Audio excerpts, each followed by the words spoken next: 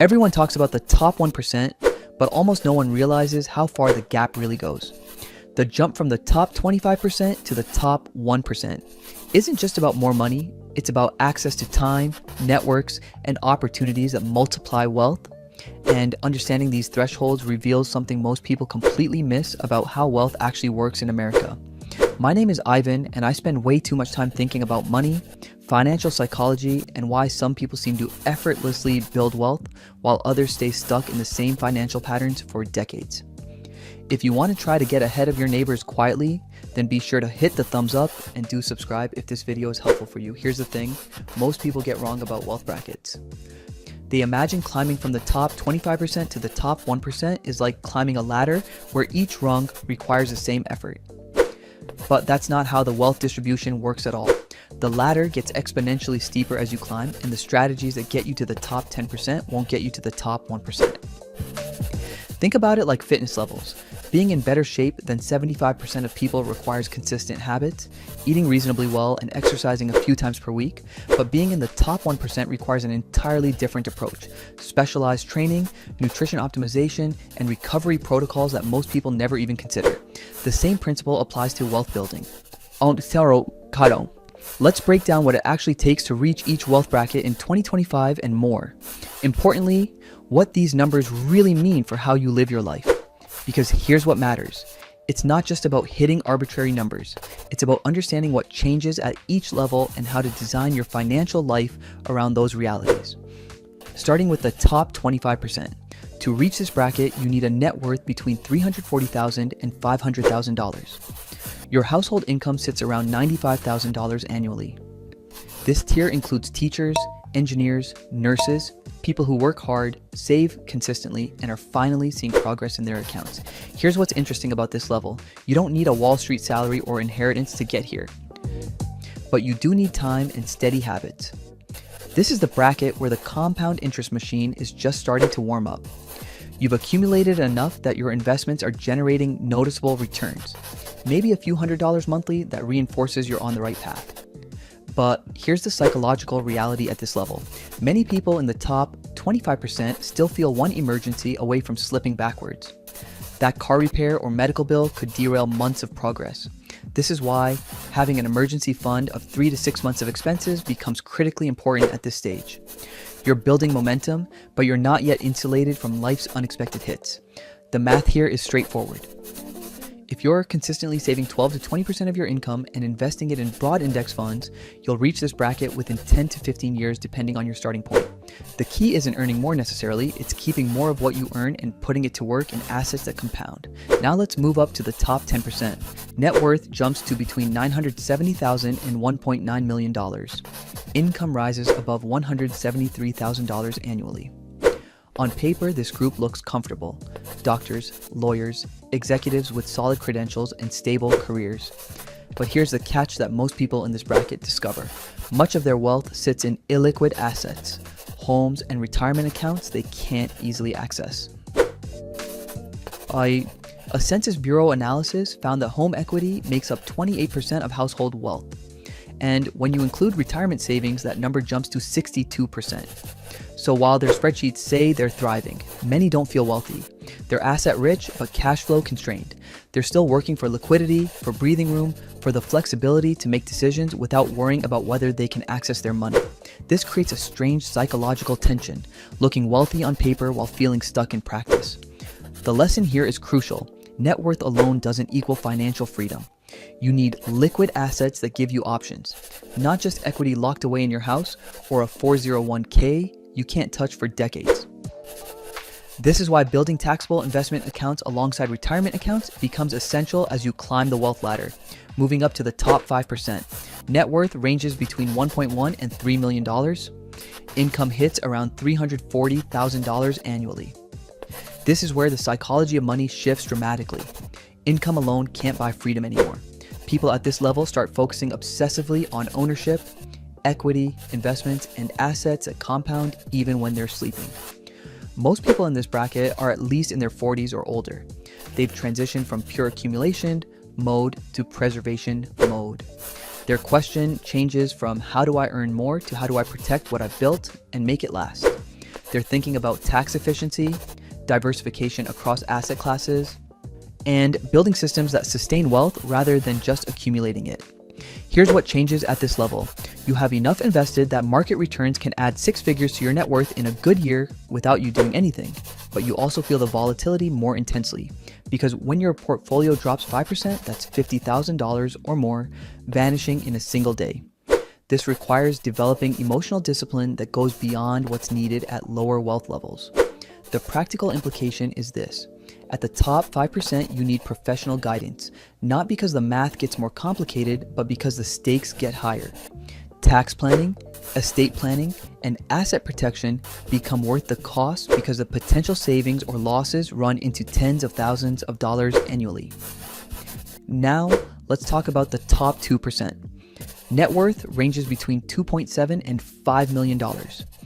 Income sits around $500,000. These are entrepreneurs, corporate leaders, and seasoned investors. They've learned that wealth at this level is strategic. It's about minimizing taxes legally, diversifying across uncorrelated assets, and building legacy structures.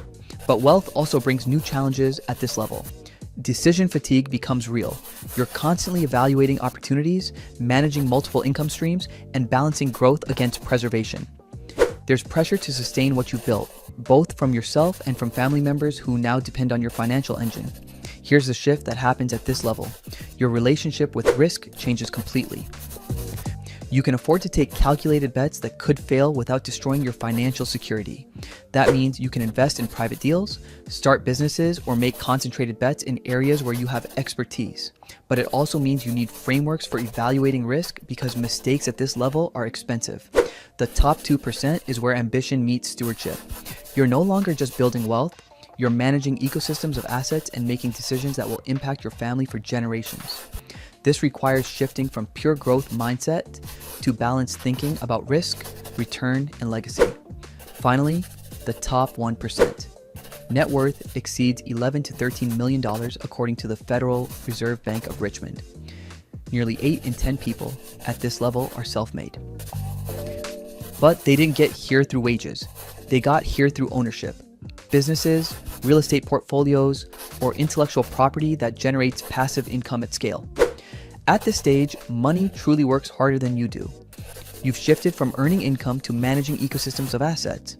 Your full-time job becomes capital allocation, deciding where to deploy money for maximum return while minimizing risk. You're thinking in terms of decades and generational wealth rather than next year's bonus. Here's what's fascinating about this level. The difference between the top 10% and the top 1% isn't linear, it's exponential. Getting from 1 million to 11 million requires fundamentally different strategies than getting from 0 to 1 million. It requires taking concentrated risks, building businesses or expertise that capture outsized returns, and having the discipline to let winners run. And just for perspective, let's talk about the top 0.1%. Average wealth here exceeds $62 million. Roughly 130,000 households nationwide sit in this bracket. These are founders who built and sold companies, hedge fund managers, entertainers, and multi-generational families where wealth compounds through private markets and inheritance. At this level, you're not just participating in markets, you're shaping them. The wealth ladder isn't linear, it's exponential. Each jump up requires not just more money, but different strategies, different relationships with risk, and different ways of thinking about time and opportunity. But here's what matters most if you're still climbing. The goal isn't to compare yourself to the top, it's to build systems, habits, and mindsets that put your money to work for you at whatever level you're currently at. Because the principles that get you from 0 to 340,000 are the same principles that get you from 340,000 to a million, just applied with more consistency over more time. Let's zoom out for perspective. As of mid-2025, there are about 24 million millionaires in the US. That's roughly 1 in 15 adults. But millionaire doesn't mean $1 million in cash sitting in a checking account. It means your assets minus your debt total 7 figures.